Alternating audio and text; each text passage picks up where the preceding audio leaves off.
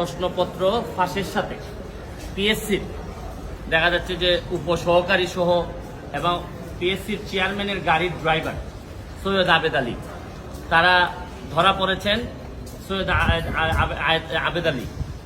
আবেদ আলী সাহেবের স্টেটমেন্ট আমি দেখলাম, দেখে উনি বলছেন যে এই প্রশ্নপত্র ফাঁসের যে টাকাটা ইনকাম করছেন এটা নাকি আল্লাহর রাস্তায় ব্যয় করছেন। মানে এর চেয়ে দুঃখজনক আর এর চেয়ে এরকম দেশ আমি পৃথিবীর কোথাও দেখি নাই যে 2 নম্বরের টাকা উনি সগৌরবে বলছেন যে এটা উনি আল্লাহর রাস্তায় খরচ করছেন। এটা আমরা হয়তো ফান হিসাবে নিচ্ছি, কিন্তু আজকে যে কারণে আসছি আমার কাছে মনে হয়েছে যদি একজন সংসদ সদস্য হিসাবে আমার বলার সুযোগ ছিল, যদি পার্লামেন্ট থাকতো। পার্লামেন্ট যেহেতু নাই, এটা আমার বলার সুযোগ আপাতত আমি পার্লামেন্টে পাচ্ছি না। পার্লামেন্ট যখন হবে তখন হয়তো আমি এটা বলতে পারবো। এখন আমি একজন ব্যারিস্টার হিসাবে আমার বিভিন্ন আইনগত ব্যবস্থা নেওয়ার সুযোগ আমার আছে। এখানে পিএসসির চেয়ারম্যান সাহেবের ড্রাইভার উনি প্রশ্নপত্র ফাঁসের সাথে জড়িত, এর মধ্যে উপসহকারীও আছেন।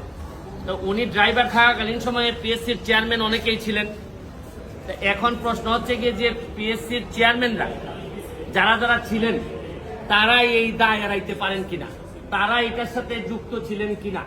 এখন আমার ড্রাইভার আমার যদি ব্যবসাপাতি করে অথবা ড্রাইভারের মাধ্যমে ওনারা টাকা নিয়েছেন কিনা এটা ভালোভাবে দেখতে হবে। কারণ ড্রাইভারে ধরার পর যদি এটা ধামাচাপা পড়ে যায়, আরে ড্রাইভার করছে এটা বুঝেন না, হয় অনেক সময় এইগুলা বলে কিন্তু চাপা দেওয়ার একটা প্রক্রিয়া থাকতে পারে।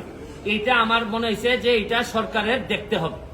সেকেন্ড হচ্ছে কি, যে কারণে আমি মেইনলি আমার কাছে মনে হয়েছে যে এই প্রশ্নপত্র ফাঁসের কারণে সেই 33তম বিসিএস থেকে না 33তম বিসিএস থেকে 46 পর্যন্ত এই পর্যন্ত উনার মাধ্যমে অনেকেই সরকারি চাকরি পেয়েছেন, বিসিএস কর্মকর্তা হয়েছেন এই প্রশ্নপত্র ফাঁস করার মধ্য দিয়া।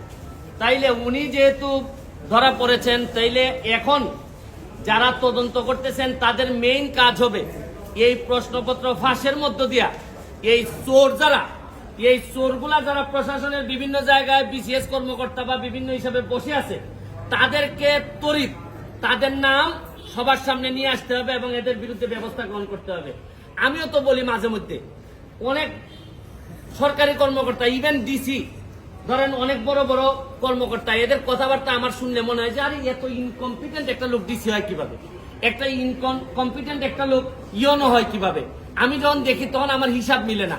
এখন আইসা ওই সৈয়দ আবেদ আলীর মাধ্যমে আমার কিছু হিসাব মিলতেছে। তাইলে এই চোরগুলা ওই বিভিন্ন ভাবে ছড়াই পড়ছে।